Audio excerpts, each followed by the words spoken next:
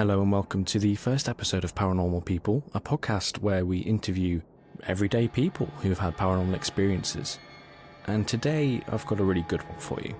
I met Jennifer on Facebook after seeing her post about multiple childhood hauntings from her grandfather and even a poltergeist. This one gave me the creeps and I hope it does for you too. So without further ado, enjoy the show.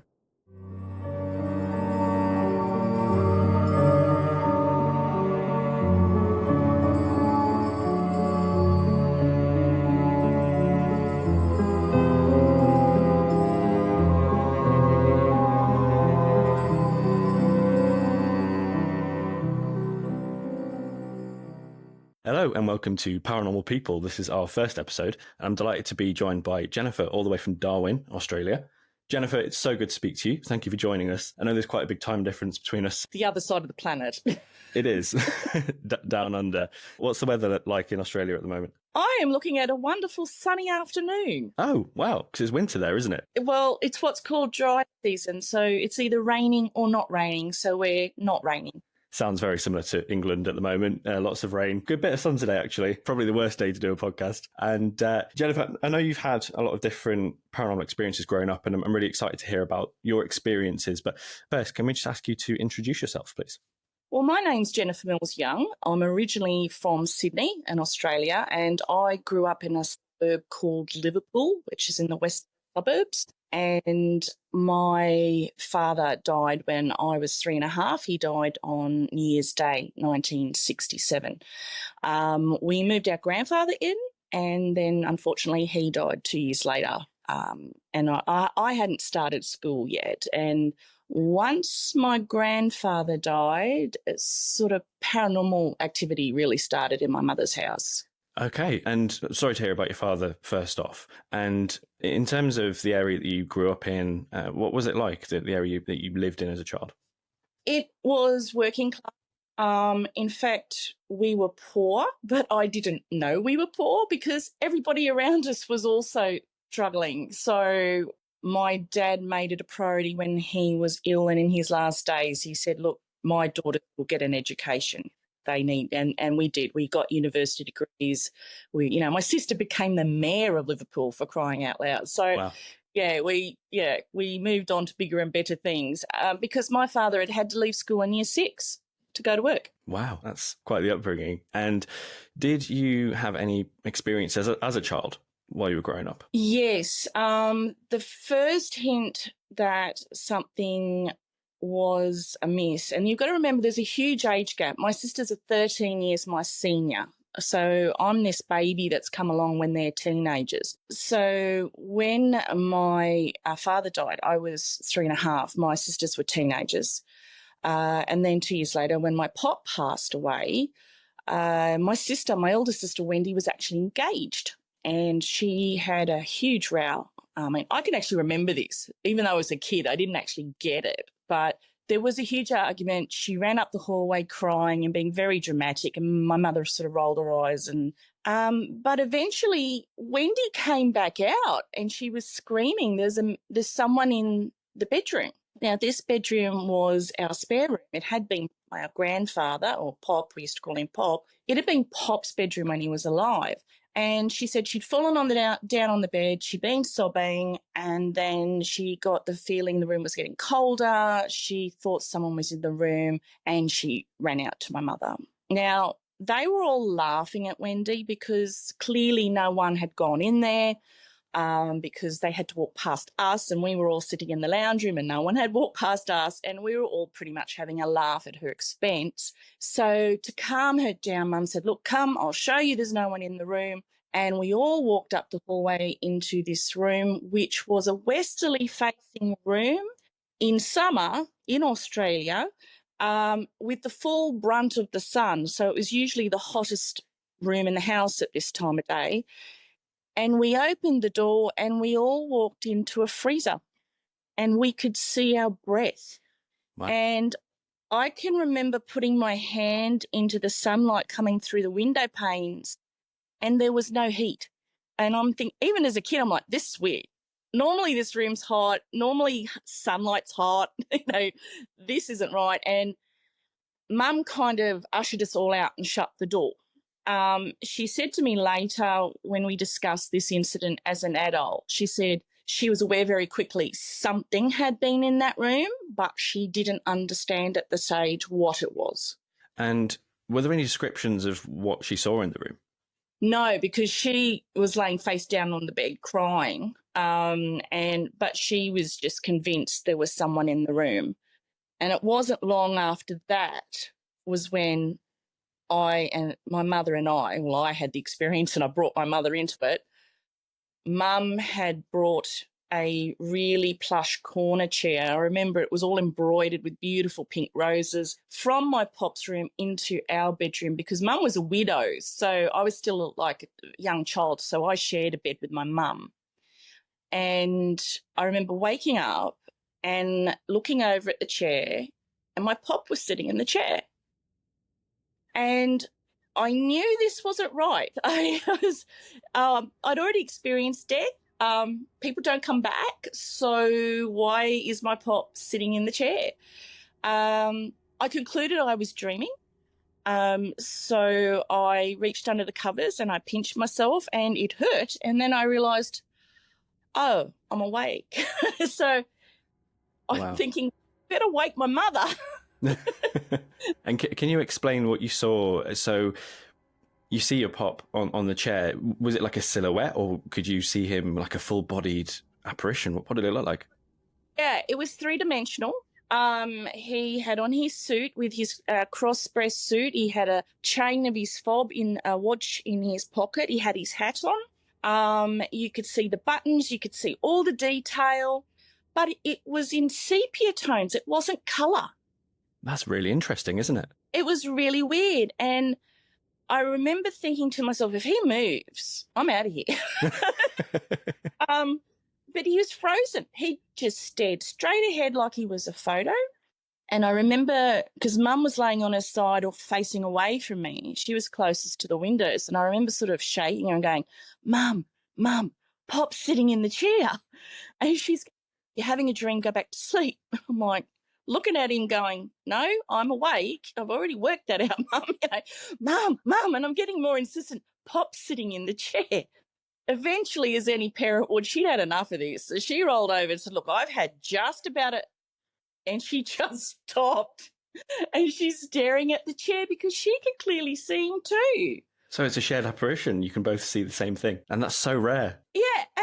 And so, but she said to me later as an adult, she said, I could not say to a 4-year-old, I can see a dead guy sitting in the chair. I'm the parent. I'm supposed to be looking after you, keeping you safe. And there's something going on here I can't explain and I can't admit it. And I remember she said to me, oh, it's headlights. And I'm looking at Mum like, as at that age, I knew my mother was lying. And that made me scared. I can imagine. Yeah, I know my mother's lying to me and she is seeing what I'm seeing and she's lying to me about it. So that made me scared. And then she realised she really hadn't got any traction with the whole it's the headlights because we lived on a very busy road. So she said, it's the street lights coming through the blinds. And I'm like looking at her like, why? And I think maybe I would have had more experiences growing up. I think the fact that when this happened to me and she kind of brought fear into the experience, I think it probably shut me down a little. But we just stared at him. We just stared and stared and stared and stared. And very slowly he lost definition. The details started to fade. And then eventually he was just a black silhouette with no detail at all. And then eventually I fell asleep again. And then I remember I woke up and the chair was gone. My mum had removed the chair and thrown it off the back porch into the garden. So nothing paranormal about the chair? No. Probably a relief, I can imagine. So, yeah, but I used to go out in the garden and just look at this chair slowly devolving in the weather and springs popping out and it's not something you forget. I've never forgotten it. And in terms of the early loss of your grandfather, how did that impact you and your family at the time?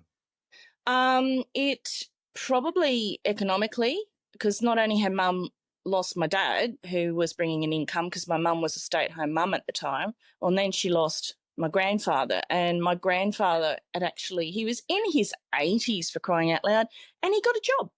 And he got a job at the bread factory, which is where my father had been working when he passed away.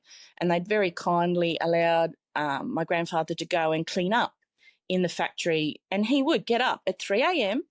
In his 80s and ride a push bike to the factory and do his clean up. And that was to just help Mum put food on the table, pretty much. Quite commendable. I can imagine quite an inspiration to you and your family. Yeah, he was good fun. I mean, we got into mischief sometimes. Like, I can remember, because I remember him. I don't remember my dad, because I think my dad had died in that sort of age where sort of kids don't really remember stuff. But because I'd gone another 2 years with my pop, I've actually got memories of doing things with him. And infamously, he used to take me to the TAB to put bets on horses, and Mum was very anti-gambling, so I gave him away one day when I talked about all the pretty horses running around on the television. And he got in trouble, and I was not to take my child to a betting establishment. Understandable. And do you believe that your relationship with your pop, do you think that could have prompted you to see an apparition? What do you think caused him to come back on that night? I don't know. It wasn't something I would have been thinking of, because I'd already concluded dead means you don't come back, because like my dad hadn't come back. So even when I saw him, I was like, and to this day, I'm a why person. And even this apparition, it's not the fact he was sitting there, because he did that all the time. And I'm not scared of him because he would never hurt me. So why? What's the trigger? Why did I see him that night? You know, I've got no doubt hauntings and paranormal things happen, but why? One person walks in a room, sees nothing, another person walks in a room and sees everything. What is the difference in play there? You know, psychic ability, timing, multiverses, you know, it's unexplained for a reason, I guess, isn't it? There's just so much to it. There's so many elements to the paranormal. And that's something I'd really like to try and find out myself by speaking to people like you, just to get your views on it, because it must be difficult, right? When you're trying to recount these stories to people, how do people usually react when you tell them about your granddad? Do they believe you, or is it a bit more of like, no, you're telling porkies? Well, growing up, having had it start so young, I thought this happened to everybody. I thought everybody had their dead grandparents walking through their house. So when I started school, I just talked about it, because that's what happened at home. I had a dead guy walking around. And eventually my mother got called up to school and told I was spreading stories and I was scaring all the other children. And Mum said, but you weren't telling lies. You were telling the truth. But she said, I couldn't tell the teacher that. She's going to think I'm a nut job. So she took me aside and she explained to me, look, you know, this is our little secret. We can't go around telling people that Pop is here. And I took that on board. And really, I didn't tell a soul about it until I was a teenager. And, of course, teenagers are really interested in ghost stories. And so then I had an audience. Of course, yeah. And I suppose it probably gets easier, doesn't it? The more people you tell, the more you open up, it must get a little bit easier to dive into those stories and feel a bit less crazy, I suppose. That's true. I have concluded I don't really care if people don't believe me, because I was there. It happened to me. It didn't happen to them. It's your experience, isn't it? It's my experience. I own it. I don't have a need for validation from other people. I think what's coming out now that I'm getting older is it happened to a lot of people.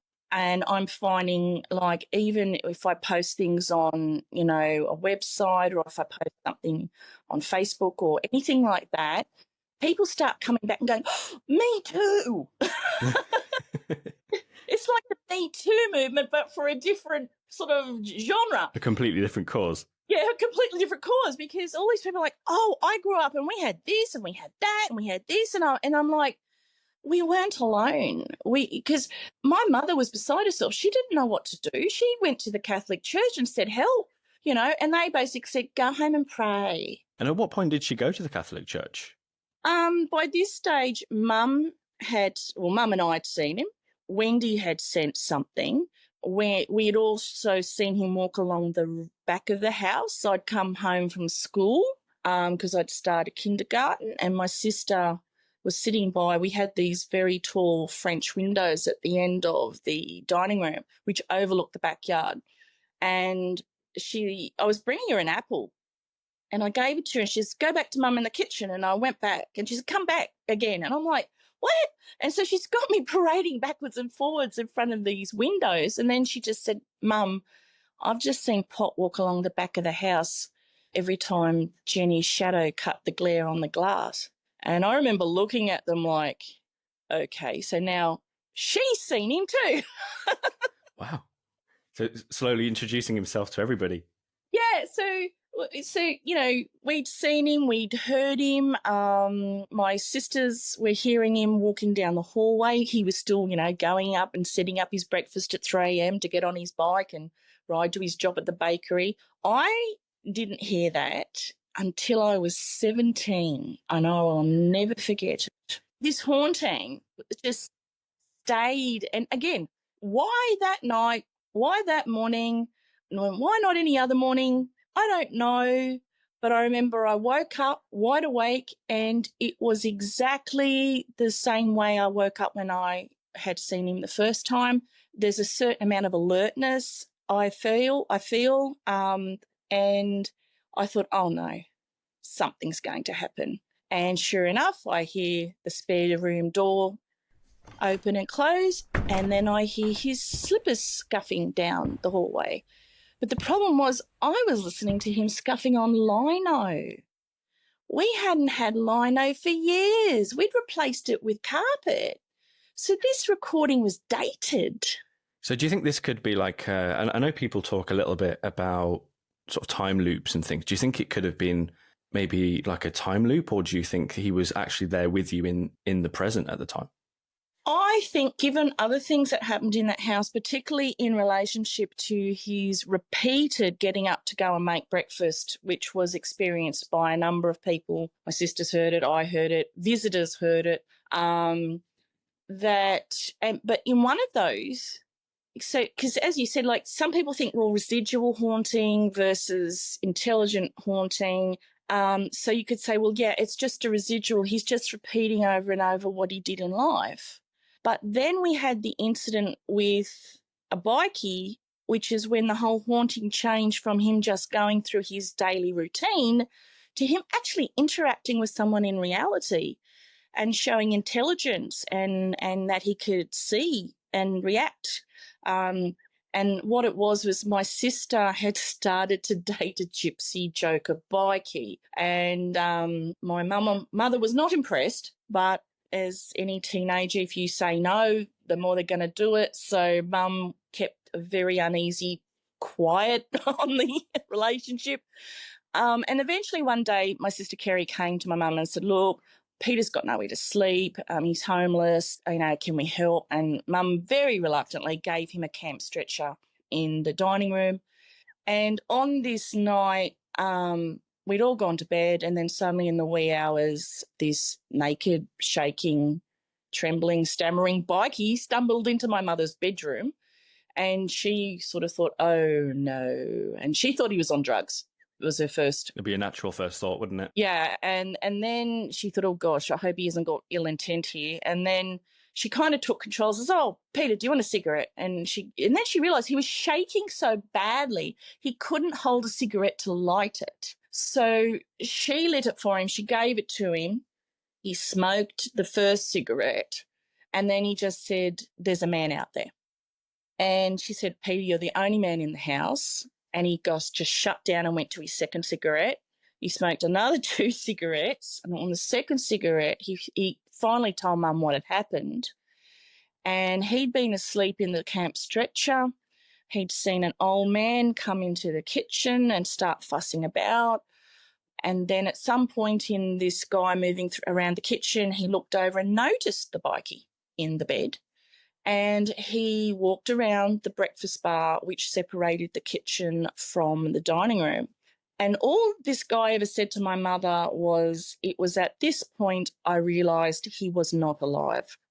So you can read into that what you will, and maybe he was see-through or he had no legs, or I don't know. And he walked straight over to the camp stretcher, pointed at the front door and said, "Get out." The inherent problem was the bikie couldn't oblige because he was frozen in terror. Sure.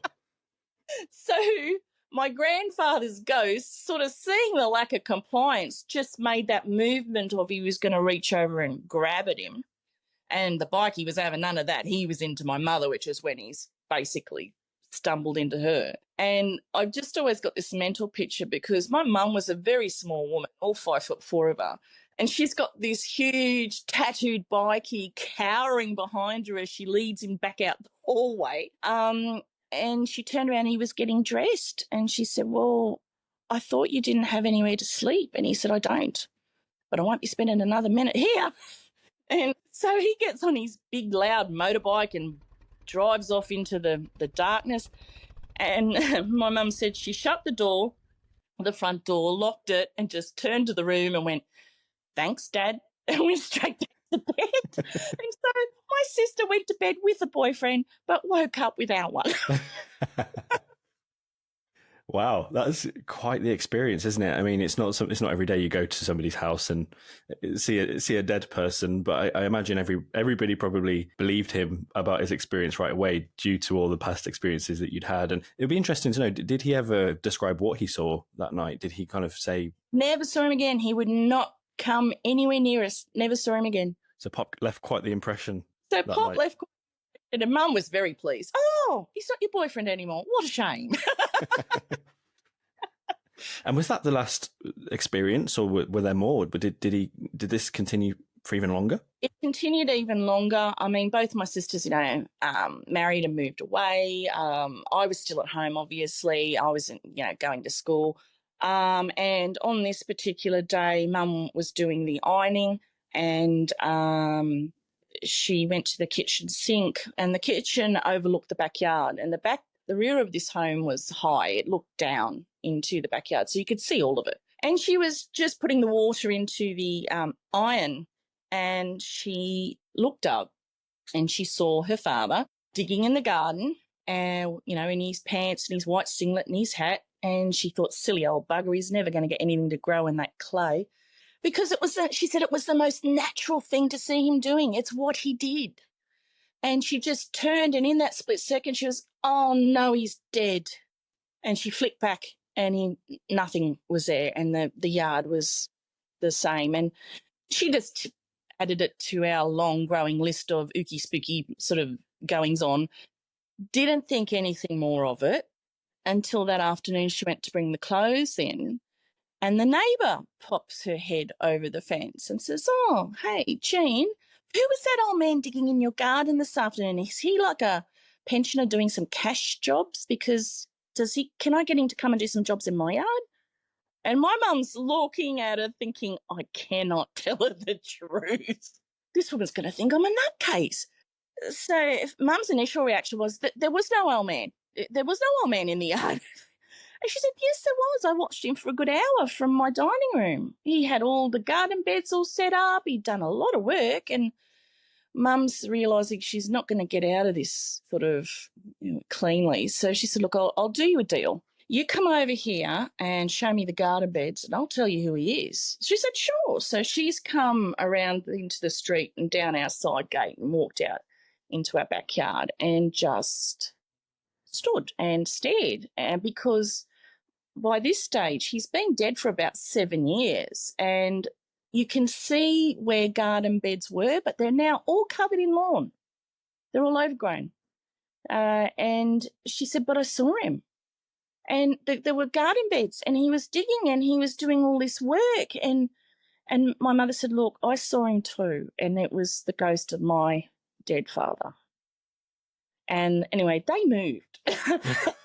I was literally just about to ask what the reaction was, but it sounds like everybody who comes close to this house ends up just running as far away as possible. Yeah, so they moved. We did 3 months of that encounter. They were gone. But that specific encounter has always tweaked my interest because you have two observers from two different perspectives, independent of each other and unaware of each other, observing exactly the same apparition. Now, some people could say, oh, well, you project it yourself, because you knew the guy, you remember, so you make that apparition. Well, the neighbour didn't know anything about it. So how did she see it? So to me, whatever was going on in that backyard that afternoon, it was happening in time and place, and it was there. And whether or not my mother was conjuring it, subconsciously, the neighbour was observing it from another perspective totally. And she was thinking she was watching something real.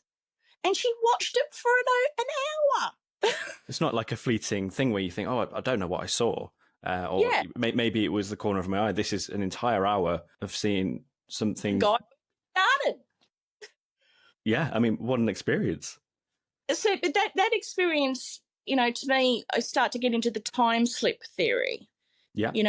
That backyard looked like it did years before. And you mentioned it was overgrown in reality. In reality, there were no garden beds. They'd all been overgrown with lawn because they weren't being looked after, and they're all gone. And during the apparition, it was just completely normal, as though it had been tended to.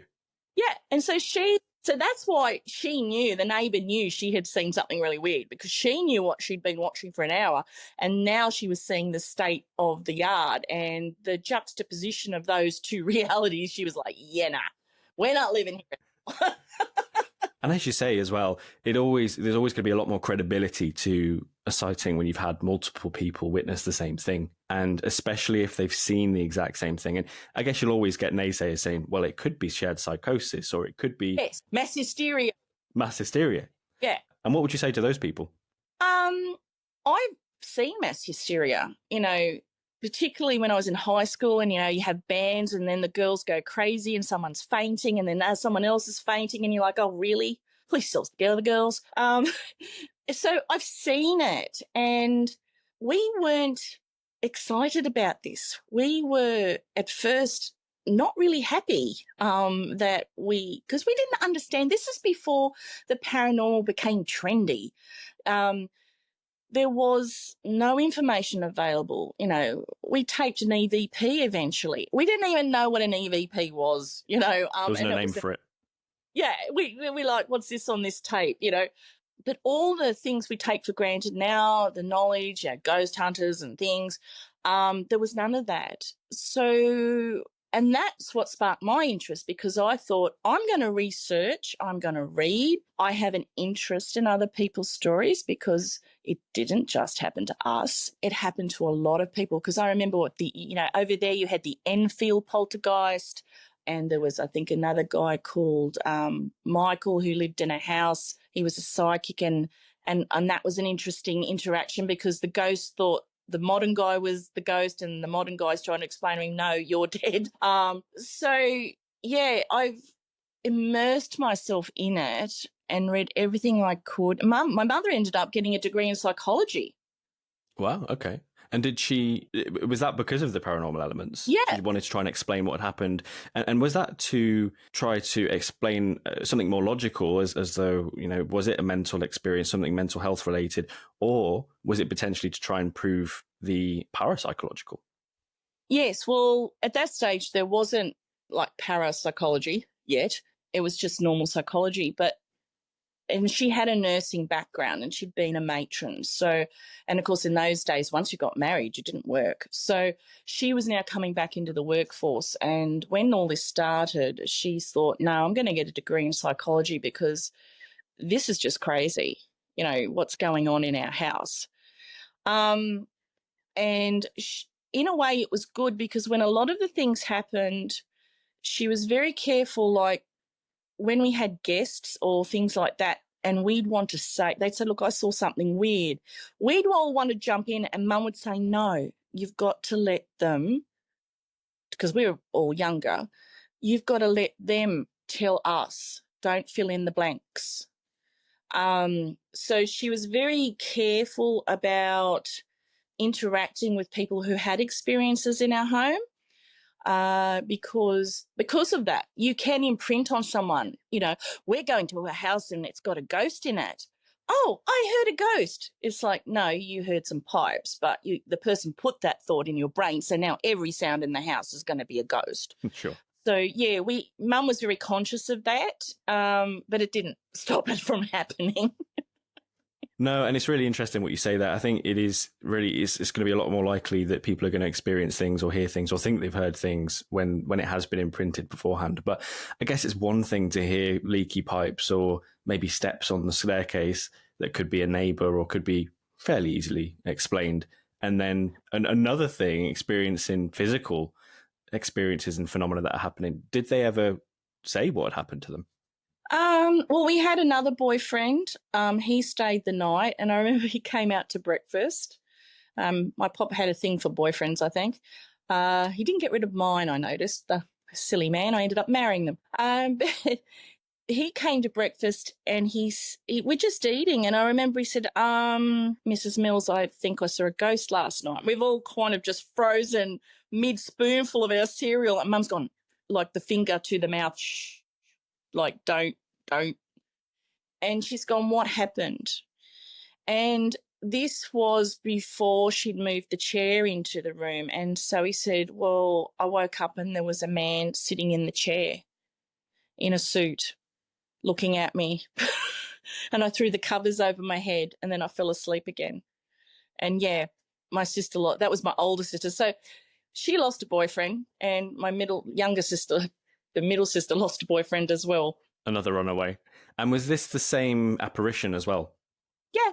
So he saw the man in the suit sitting in the chair before I did. So you weren't the first observer?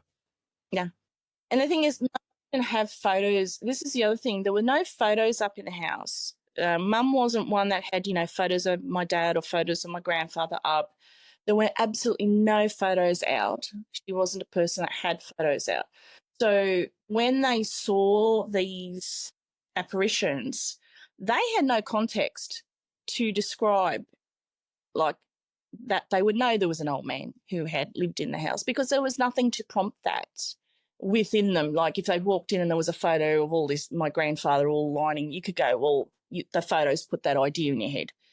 But there was nothing. There was nothing to sort of put that idea that you might see an old man in this house. But people kept seeing him, and we kept seeing him.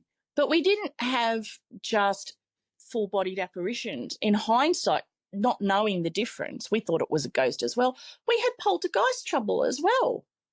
So things physically moving in the house, being thrown around? Oh, yeah. What did that look like? Well, we had a cuckoo clock in the dining room, and it would fly off the wall. And why I say fly is because it was skid, because Mum had smooth lino. It would hit at that speed, skid across the floor and end up in the kitchen. And we're like, but shouldn't it just fall down? And what kind of distance are we talking between that wall and the kitchen? 20 feet. So, yeah, it's quite a way. And if you happened to be, say, looking in that direction when it went through its routine, you would see it come out from the wall. So it wasn't going straight down. And it used to happen a couple of times. It happened when Mum had people over and they were at the dining table, which was right next to it, and it would go through its routine. And Mum said the looks on people's faces, and Mum would have to be, oh, yes, it does that. Does anyone want dessert? And can you, from your experience or from your knowledge, what do you think could have caused it? Again, are we going back to your pop here? Is it your pop who was doing this, or was it a different entity potentially? Yeah, I think, knowing what I know now, I think the poltergeist stuff was us girls, particularly my sisters, because at that stage they were teenagers. So we had the cuckoo clock. We also had the grandfather clock who liked to walk.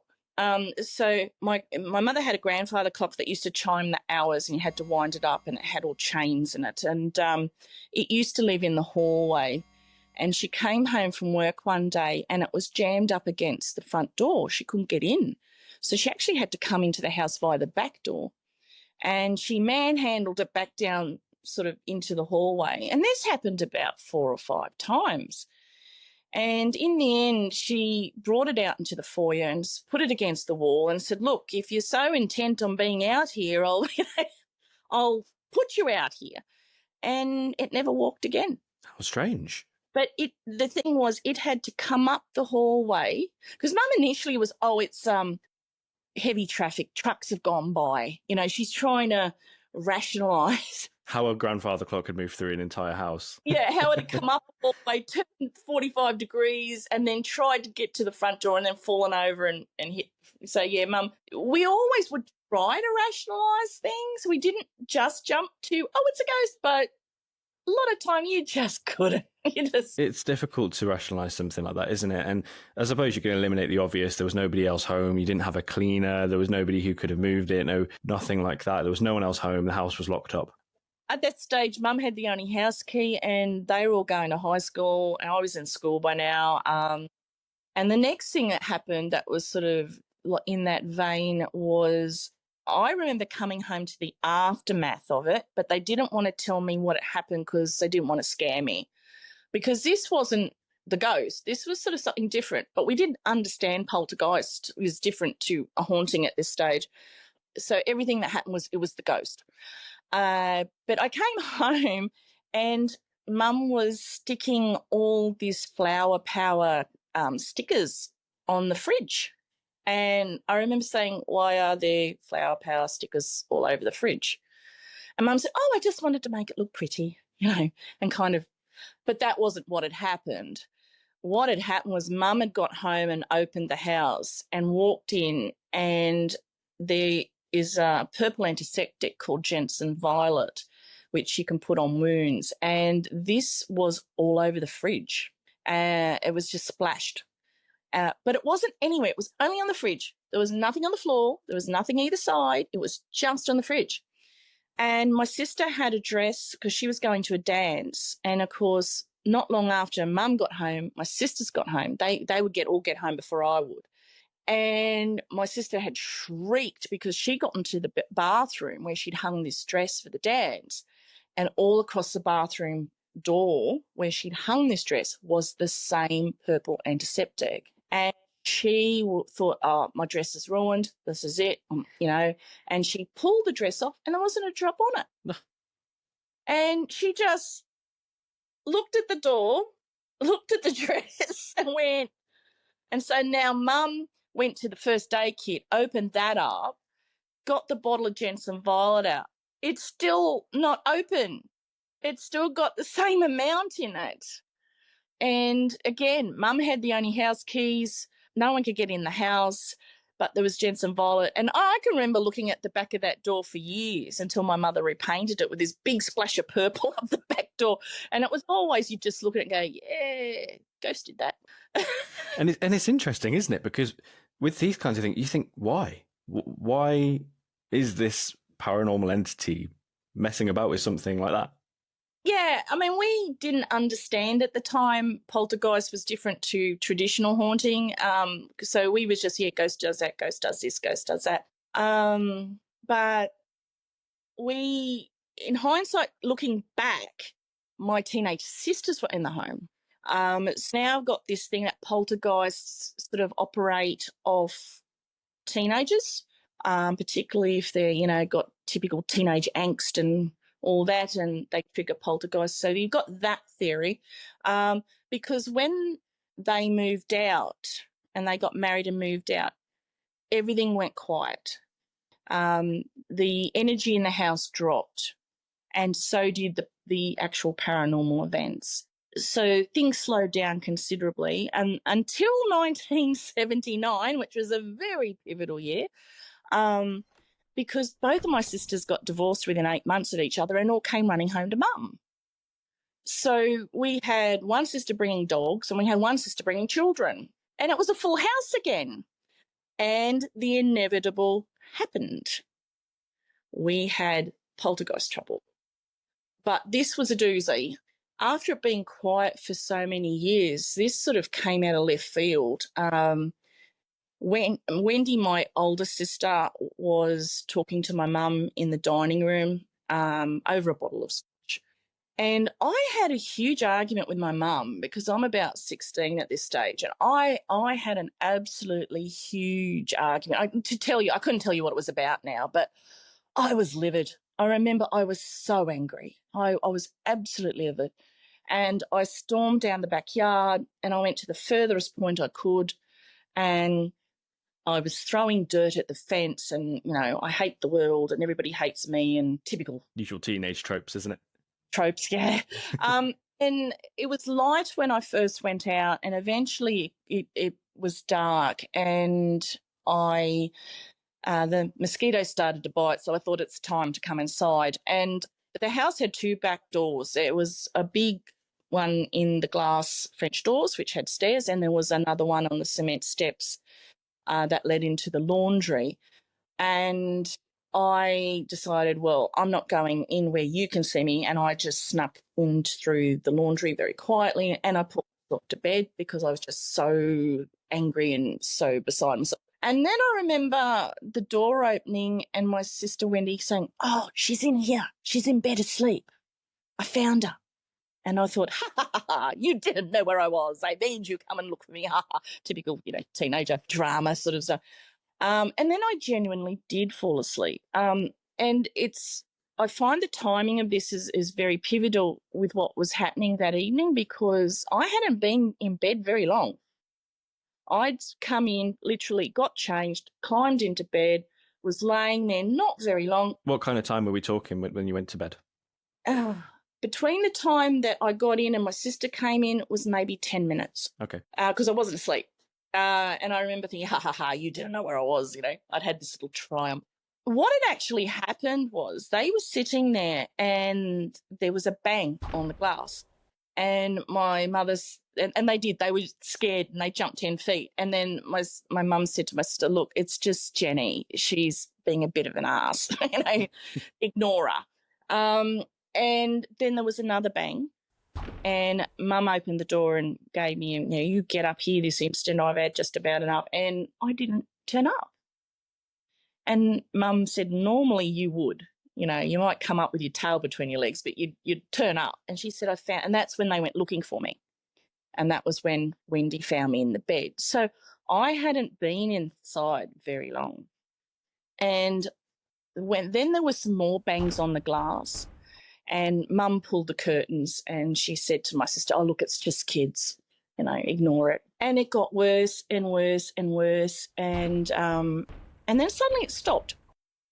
And this dining room is on a corner of the house. And on that corner, there's a driveway that runs along the side of the house. And on that particular corner, there's a gate, big 6-foot gate that hinges, which was locked at the time. And my mother and sister would say they heard a swishing sound they couldn't place. And my mother said, "Oh, it sounded like when you swish a cane through the air, so you hear a swish, something's moving through the air. But at the end of each swish, there was a bang. And this bang would impact the brickwork that was the foundation running along under the house, because the house was built up. And every time it impacted, my mum and my sister could feel the floorboards move." So they're like, "What's this?" So now they're confused. "What's this noise? What's going on?" And Mum wasn't really fussed because she's like, "Oh, it's kids. They're just trying to scare us, But she knew this big locked gate was there. So she knew that these kids were going to have to stop, climb over it. It was going to be an impediment to them getting into the backyard. But it didn't pause. It went round that corner and started on the brickwork under the dining room windows. And that's when I realised, I don't think this is kids. And especially if it's going to make things like the floorboards move. And so she thought it was real. She thought it was kids going down the driveway hitting the house. But she said when it turned that corner and then started along the back of the house without pause, without climbing a fence, without opening it, she said, I knew it wasn't kids, but she said I didn't know what it was either.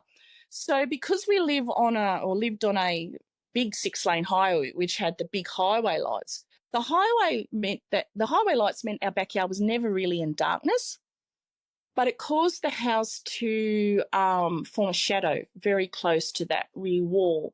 which meant when you looked directly out, you didn't see anything. It was so my mother's actually, as it's moving along under the dining room and into under the kitchen, she's actually climbed in the kitchen sink to try and look down to see if she can see anything. But it was too dark. She couldn't see anything. And the noise kept travelling along the back of the house. And she said when it reached the cement steps of the laundry, it changed tone. So whatever was hitting the brickwork went from bang to sort of clunk, clunk, because now it was hitting the cement, not the bricks. And then it went back to the bang, bang when it passed the steps and went to the bricks again. And that's when my mother got the illogical thought, I cannot let this encircle the house. So she's now in her nightdress, run out the front door, across our lawn, which was full of bindies, which in Australia are these nasty little thorny things that grow in your lawn and hurt. She's run out, crossed the bindies barefoot, gone down the side of the house like, I'm going to meet you. I want to see what this is, and I'm going to face it. And the next thing she said, she heard Wendy, my elder sister, screaming. And she said, as a parent, if you're ever placed in that situation, you will run to your child. It's what you will do. So she's now sprinted back across the thorns, barefoot, back to my sister. So she's working on adrenaline now. And my sister is now not in the dining room. She's across the other side of the house in the lounge room, on the lounge, going, it doubled back, Mum. As soon as you left, it doubled back. And there's banging on the glass, and the curtains are shut, so they can't see anything. And they sat there, and very, very slowly, it eventually, the impact slowed. And, they said every so often they think, oh, that's it, it's finished. And then there'd be another bang. And eventually it stopped. And because my sister's saying to my mum, ring, because my mum had met a new man by now, and she's like, ring our stepfather, get him to come. She said, we've been sitting here drinking scotch. He doesn't believe in this stuff anyway. She said, he's going to say we're drunk. She said, I'm not ringing him to come home for this. And that was on a Friday night. And the next day, because, I'm not a little kid anymore. Everybody was talking about it. We all knew what had happened. We all went out the back to have a look, and on the brickwork, you could see dirt was sticking to the brickwork. It had hit with such force that it had stuck, and it was like a clay sort of mixture. And we didn't have clay in our yard now because my stepfather had done a lot of redoing of the garden, and we had dogs either side that weren't going to let you into the yard. So we were like, well, where did it come from? So I remember we were talking, and we got to like kids with slingshots bringing dirt from home, and we're like, come on, this is getting ludicrous. You're bringing your own dirt dust. What we didn't expect it to become a regular thing, and I didn't expect it to become a regular thing either. We thought it was a one-off. It was really the only time we were scared, really scared, because the next Friday everybody'd gone out and I was by myself. And I remember I got out of the bath, and I can remember I bent over to put the turban on my head, and as I flicked my head back, I heard a funny noise, and I thought, no, it couldn't be. And I've come out into the kitchen. I've come down the hallway into the kitchen, and I'm looking towards the dining room, and bang. And I went, no, it's here. And then I got this irrational thought that the door in the French windows was unlocked, and whatever it was going to get in, it was going to get me. And I made myself walk towards these windows, and I put my hand through the curtains, which was like scary, and the door was locked. There was nothing in it. And then I now thought, the laundry door's unlocked. Because I'm just so beside, I'm like, it's out there, I'm in here, I don't want it in here, I want it to stay out there. And did you feel it wanted to hurt you at the time? Well, throwing stuff at a house, it's not friendly. It does sound pretty violent, doesn't it? It's a pretty violent thing. And the laundry door was indeed locked as well. And I can remember I was praying, I was crying, I was a mess, and the phone rang. And it was my mother. And she said, "Are you all right?" I said, "No, the ghost's here. You better go home." And she said to me later, "I just knew something was wrong." And I'd literally hung up from her. I still had my hand on the receiver and the phone rang under my hand and I picked it up and went, "Hello?" And it was my sister Kerry. She goes, "What's wrong?" And I said, "The ghost's here. You better come home." So they just knew something was up. So Kerry got home first. She scooped me up. She put me into bed. I can remember she went out into the backyard and screamed obscenities at whatever it was. And I remember thinking, "Oh, the neighbours are not going to like that." Funny things you think of at the time. But as I'm laying in bed, I can hear something at my bedroom window, which the way this bedroom is, the window's behind my head, my bed head. And so was this first floor or second floor? Everything's ground floor. Ground floor. And because of the lay of the land, the front of the house was right on ground level, but the back of the house was up. And I called out. I'm going, Kerry, it's at my window. It's at my window. And she came to the bedroom door. She opened it. She looked at me and she folded her arms. She said, "Stop being hysterical. There's nothing at your window. Calm down." Now, as an adult, she would say to me, "I could see something at your window, but I was not going in that moment to tell you because you were going to lose it." So in an effort to keep me calm, she lied. And she said she could see like a shadow of a human shape. And as she was looking at it, my mother's car came into the driveway, so the headlights kind of went across the front of the house. And it was like her headlights, it just dissolved. Ooh. In the headlights, it was gone. So Mum came in, Mum checked on me. You know, I'm just a blithering mess. And I finally get to sleep and, you know, that's that.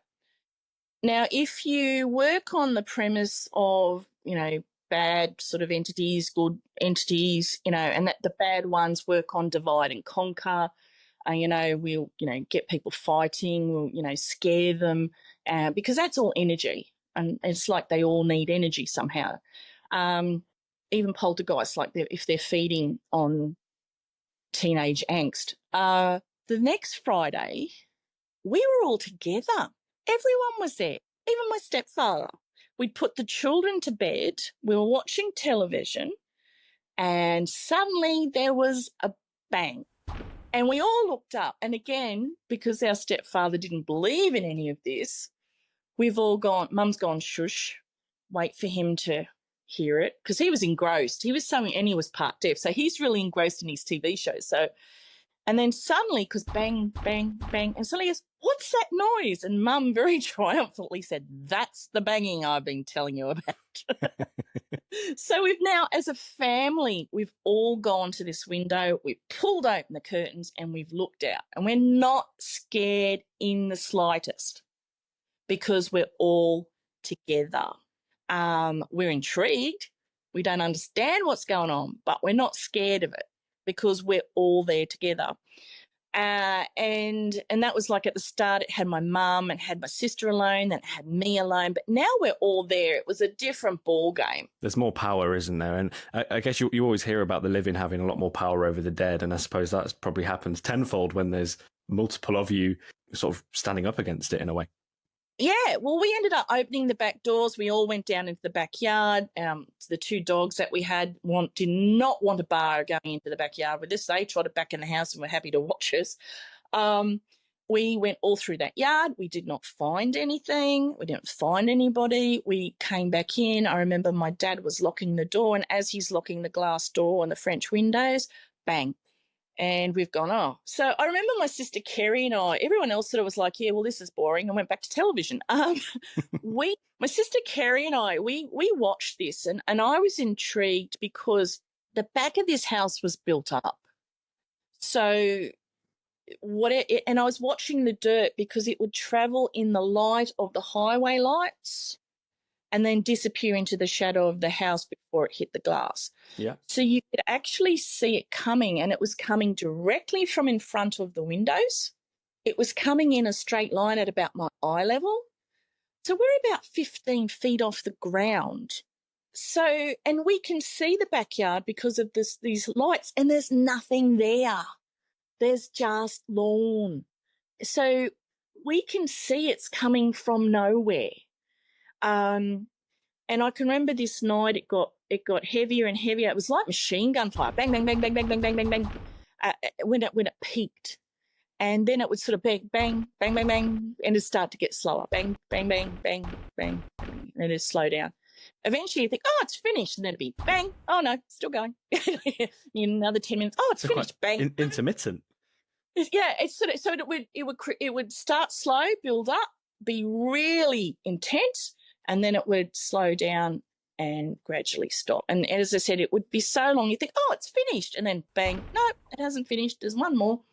And these bangs as well, were they quite like? Was it like a thud, like a quite a hard thud? Were they loud? The third was standing there watching it, which no one had really done before. We realised the glass panes were actually bending because so tall, and when it was going bang, bang, bang, bang, bang, bang, bang, bang, bang, bang, these things were curving with the impacts. And I said to Mum, the glass panes, they're actually bending. And did you think they might break if it carried on? Well, that's what Mum said. She said, look, pull the curtains shut, because if they break, they'll break into the curtains and you girls come away from the window. So we went, oh, okay. So we pulled the curtains shut and we all went back to watching television. As you do. Having a poltergeist doing its thing. And it never, that was it. It never, ever returned. Never came back. Never came back. And do you have any, so following these things, it's quite common, I suppose, to try and explain it in the way of looking at the history of the house, the history of the area, just to kind of see who it could have been, what it could have been. Did you do any further investigation following that to try and figure it out or see who it could have been? Well, the house itself was built by my parents, so no one else had lived in that house but us. So there was no history to the house. My sisters and my mother, unbeknownst to me at the time, I might add, had actually done a Ouija board, and they'd been told there was a very angry 16-year-old girl wanting in, and my grandfather was essentially saying no and not having, and there was a battle of wills. So she wanted into the house, and my grandfather's ghost was saying, no, you can't come in, and that was why we had the argy-bargy. In hindsight, given that I was an angry 16-year-old girl who'd stormed down the backyard and thrown dirt at a fence, and then that night this dirt thrown at the house, did make me a little suspicious it might have been me. And and do you not think that's something that you'd remember doing? Well, it wasn't that I think I'd conjured a poltergeist. Wow. So this was my poltergeist. You know, so the previous things, clocks jumping, clocks walking, that had been my sisters because they were in that age group. I think this was mine. This was my little show. And I always think of it like, especially the night it cornered me, like I find that really weird that when you read about poltergeists being around teenagers and, you know, things that have thrown or moved or whatever, it cornered me. It frightened me. And in theory, I was the one generating the energy feeding this. So I'm like, it's almost like Frankenstein's monster came back to get its creator. It's a good analogy, actually. Yeah, because if you follow the theory, and it's very coincidental, I was angry, I was furious, and I threw dirt at the fence. And within maybe 15 minutes of me entering the house, 10, 15 minutes, there was dirt being thrown at the house. Wow. So it's almost like a repetition almost of what of your actions. Because I was so angry. And I know how angry I was. And I'm traditionally not a very angry person, but I was ropeable. I was livid that night. I can remember the emotion of it. I don't remember what set me off. But yeah, I can remember, I'll never forget that night. Because the argument, it was a huge argument. It was enormous. But as I said, I couldn't tell you what it was about. But as a teenager, I was very, very angry. And do you think that anger is what kept it going until your own emotion kind of came under control and that's what made it vanish in a way? It's highly likely. It's highly likely because by the time we were all standing there united and sort of trying to look at it and make sense of it, I wasn't in that state anymore. if it was me. Like, if it seems highly coincidental that perhaps I did unconsciously generate it, but because it just seems really, yeah, it's. I do always wonder if that particular poltergeist experience, if I generated that unconsciously, of course. I didn't do it intentionally. You don't go out your way to generate a poltergeist, do you? No, I don't. It's not something you plan on. But given the history that both of my sisters, when they were teenagers, we'd had clocks walking and, things thrown and cuckoo clocks jumping and, and then this was mine. You have ownership. No, you could copyright and trademark it, couldn't you? Yeah, the dirt was mine, sisters. You can have the cuckoo clock and the walking grandfather clock, but I threw the dirt. No, that's absolutely fascinating. And you have so many stories that I've seen that I'd be really interested to hear. We are running out of time on this particular one, but just in case people wanted to see more about your experiences, have you thought about maybe planning to document these on like a blog or in a book? I'm thinking, I recently put some on a Facebook page, and I had done similar maybe about 10 years ago. I know back in about 1985, we did get featured on a television show in Australia called The Extraordinary, which covered a lot of paranormal sort of genre. That must have been quite rare at the time, I'd imagine, as well, having a TV show like that. And we talked about the dirt throwing and the neighbours seeing pop in the garden.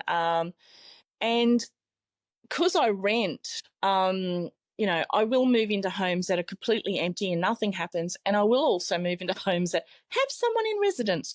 And things will get interesting. And in that case, I ended up on the front of the local newspaper.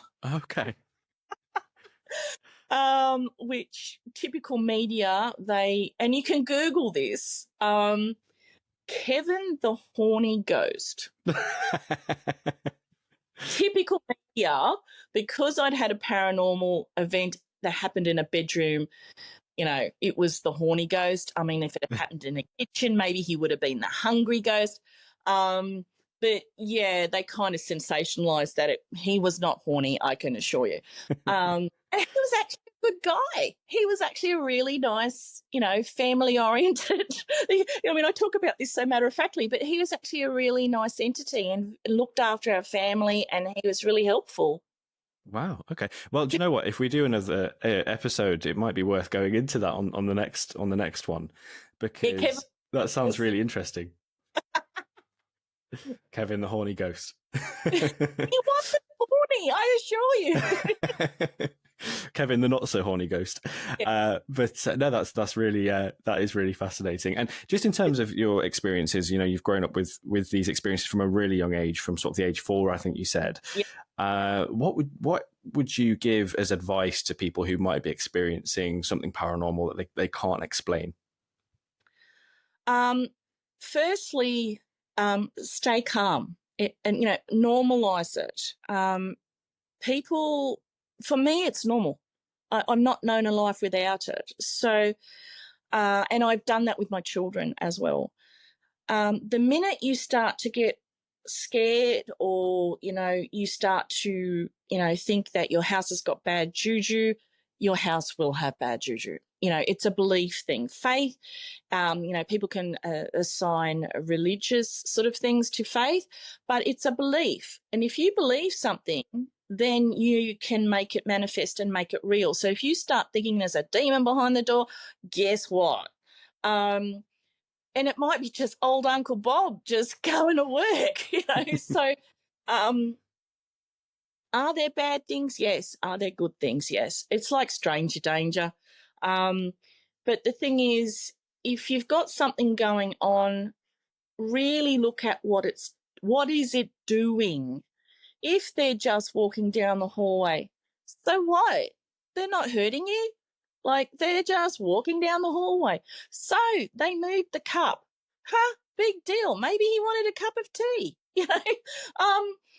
people see these things and then draw so much into it. And you've got to look at, and oh my goodness, there's children in the house. Let's get, no, just stop. You know, people sort of start to get panicky unnecessarily, I think. I mean, it's a different, and it's a different thing because the power of suggestion is very, very strong. You know, the mind can do amazing things.